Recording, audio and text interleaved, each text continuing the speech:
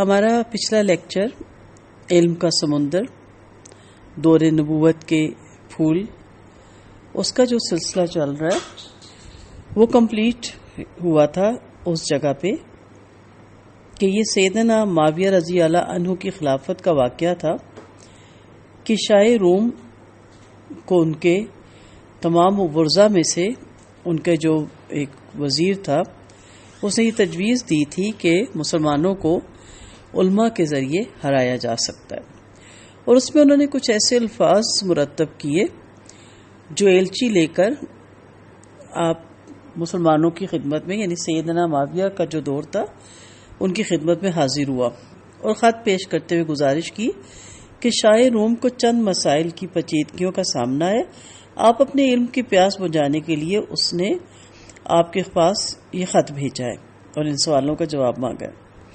معاویہ سمجھ کے مسکرا دیے، وہ سمجھ کے کہ ہمارا امتحان لے رہا ہے، سو انہوں نے وہ فوراً آگے ریفر کر دیے۔ وہ سوال کچھ یوں تھے۔ نمبر 1، اللہ کو سب سے زیادہ محبوب کلام کون سا ہے؟ نمبر 2، اللہ کے ہاں سب سے زیادہ عزت والا کون ہے؟ نمبر 3، اللہ کے نزدیک سب سے زیادہ عزت والی عورت کون ہے؟ نمبر 4، وہ کون سی 4 چیزیں ہیں جن میں روح تھی لیکن وہ ماں کے پیٹ میں نہیں تھی؟ نمبر 5، وہ کون سی قبر ہے جو اپنے ساتھی کو لے کر چلتی پھرتی رہتی ہے؟ نمبر 6، وہ کون سی جگہ ہے جہاں سورج صرف ایک بار طلوع ہوا تھا؟ نمبر 7، کوسے قزح کیا ہے؟ نمبر 8، مجرح کیا چیز ہے؟ اس صاحب علم ہستی نے جو جواب تحریر کیے وہ کچھ یوں تھے۔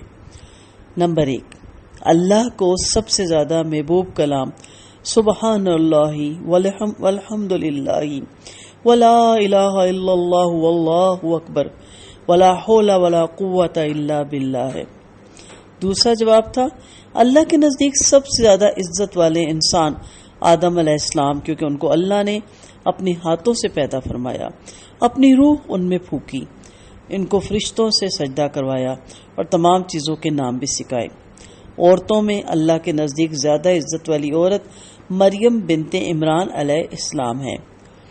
اور اگلے سوال کے جواب میں وہ 4 چیزیں جن میں روح تھی مگر وہ ماں کے پیٹ میں نہیں تھی، وہ ہیں آدم علیہ السلام، حوا علیہ السلام اور موسیٰ علیہ السلام کی لاٹھی، اور ابراہیم علیہ السلام کا مینڈا جو اسماعیل علیہ السلام کی جگہ قربان کیا گیا۔ پھر ان کا جو سوال تھا کہ وہ کون سی قبر ہے جو اپنے ساتھی کو لے کر چلتی ہے، وہ قبر جو اپنے ساتھی کو لے کر چلتی ہے وہ مچھلی تھی جو یونس علیہ السلام کو ساتھ لے کر چلتی تھی، اور وہ جگہ جہاں سورج ایک بار طلوع ہوا تھا وہ سمندر ہے جسے موسیٰ علیہ السلام کے لیے درمیان سے 2 حصے کر دیا گیا تھا اور بنی اسرائیل نے اسے صحیح سلامت عبور کر لیا تھا۔ کوسے قزح سے مراد اہل زمین کا غرق ہونے سے محفوظ رہنا ہے، اور مجرا آسمانوں میں ایک دروازہ ہے۔ مجرا سے ہے یا مجرا، دونوں اس کے ساتھ آتا ہے۔ شاہ روم اور اس کے درباری علماء کو جب قاصد نے جواب لا کر دیے تو انہیں بہت تعجب ہوا۔ ان کا خیال تھا کہ اہل عرب بدو ہیں، بکریاں اور اونٹ چرانے والے گلہ بان ہیں، علم اور دانش ان کا دور تک کوئی واسطہ نہیں، ان کے علمی سوالوں سے ان کی جہالت اور نام نہاد ایمان کا پول کھل جائے گا۔ لیکن شاہ روم اپنے سوالوں کے جواب ہاتھ میں پکڑے حیرت میں مبتلا تھا۔ جواب پڑھ کر خود اس کا دماغ بھی چکرا کر رہ گیا تھا۔ اسے سمجھ نہیں آ رہی تھی کہ ایسے عمدہ اور جامعہ قسم کے جواب کس نے دیے۔ وہ پکار اٹھا، اللہ کی قسم یہ جواب معاویہ کی طرف سے نہیں ہو سکتے، یہ جواب کسی ایسے آدمی کے دیے ہوئے ہیں جن کا تعلق رسول اللہ صلی اللہ علیہ وسلم کی آل سے ہے۔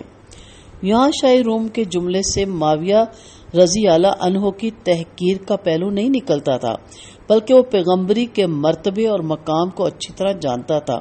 اس بنا پر وہ سمجھتا تھا کہ جس آدمی کا رسول اللہ صلی اللہ علیہ وسلم کے خاندان سے تعلق نہیں، اس کے لیے ان سوالوں کو سمجھنا اور ان کے شافی جواب دینا ممکن نہیں۔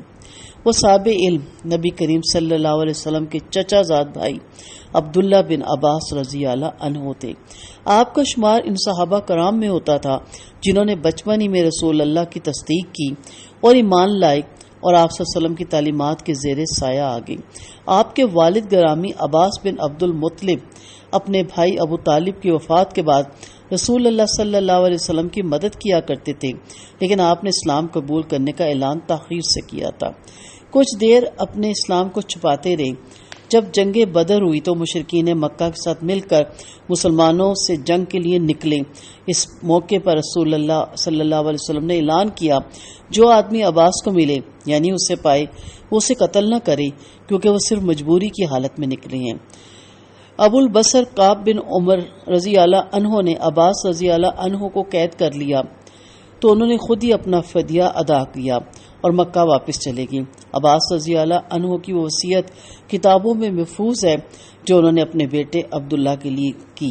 کہنے لگے، میں دیکھتا ہوں کہ آپ کو عمر بن خطاب رضی اللہ عنہ پکار رہے ہیں، پھر آپ کو اپنے پاس بٹھا لیتے ہیں اور رسول اللہ صلی اللہ علیہ وسلم کے دوسرے صحابہ کرام کے ساتھ آپ سے بھی مشورہ کر رہے ہیں۔ میرے بیٹے، 3 باتوں کا خیال رکھنا: جھوٹ نہ بولنا، کسی کا راز اس کے پاس ظاہر نہ کرنا، ان کے پاس کسی کی غیبت نہ کرنا۔ عبداللہ رضی اللہ عنہ کے والدہ ام الفضل رضی اللہ عنہما نے اپنے خاوند سے پہلے اسلام قبول کیا۔ آپ صلی اللہ علیہ وسلم اکثر ان کے گھر کے لولا کرتے۔ ام المومنین سیدہ میمونہ رضی اللہ عنہا عبداللہ رضی اللہ عنہ کی خالہ تھیں۔ ان رشتوں کے حوالے سے عبداللہ رضی اللہ عنہ فضل و کمال کے انتہائی اعلیٰ درجے پر تھے۔ آپ کی پیدائش بھی عجیب حال میں ہوئی۔ اسلام کے ابتدائی دور میں مشرکین مکہ مسلمان ہونے والوں پر ظلم و ستم کے پہاڑ ڈھاتے تھے اور ان کا جینا دوبر کر دیتے تھے۔ انہیں دین کے راستے سے ہٹانے کے لیے ہر حربہ استعمال کرتے تھے، لیکن ان کی چال ناکامی سے دوچار ہوتی تھی۔ جب مشرکین مکہ اپنی ہر کوشش میں ناکام ہو گئے تو وہ سوچ میں پڑ گئے کہ آخر ایسا کون سا طریقہ ہو کہ یہ لوگ اپنے آبائی دین یعنی بتوں کی پوجا کی طرف لوٹ آئیں۔ ان کے ترکش کا ہر تیر بیکار ہو چکا تھا۔ بہت سوچ بچار کے بعد انہوں نے طے کیا کہ مسلمان ہونے والوں سے ہر قسم کے تعلقات ختم کر دیے جائیں۔ یہ منصوبہ طے کر کے انہوں نے قطع تعلقی کا اعلان کر دیا اور ایک اقرار نامہ لکھا، اور اس پر یہ تحریر تھا: جو آدمی بھی ان پر ترس کھائے گا یا ان کی حمایت کرے گا تو وہ اس سے خرید و فروخت نہیں کریں گے، نہ ان سے رشتہ لیں گے اور نہ ان کو رشتہ دیں گے۔ یہ عہد نامہ لکھنے کے بعد انہوں نے شعیب ابی طالب کا گھیراؤ کر لیا۔ کسی کو نہ تو اندر سے باہر آنے دیتے اور نہ ہی کسی کو اندر جانے دیتے۔ کسی آدمی کے لیے یہ بہت مشکل تھا کہ وہ کس طریقے سے ان کی لوگوں کی مدد کرے۔ ہر آنے جانے والوں کو سختی سے روکا جاتا تھا۔ شعیب ابی طالب میں محصور کیے گئے لوگوں میں ام الفضل رضی اللہ عنہما اور ان کے خاوند عباس رضی اللہ عنہ بھی شامل تھے۔ دوسرے مسلمانوں کے ساتھ انہوں نے بھی بہت اذیتیں اٹھائیں۔ ان کو کھانے پینے کے لیے کچھ بھی دستیاب نہ ہوتا تو درختوں کے پتے اور جانوروں کے چمڑے کھا کر وہ گزارا کرتے۔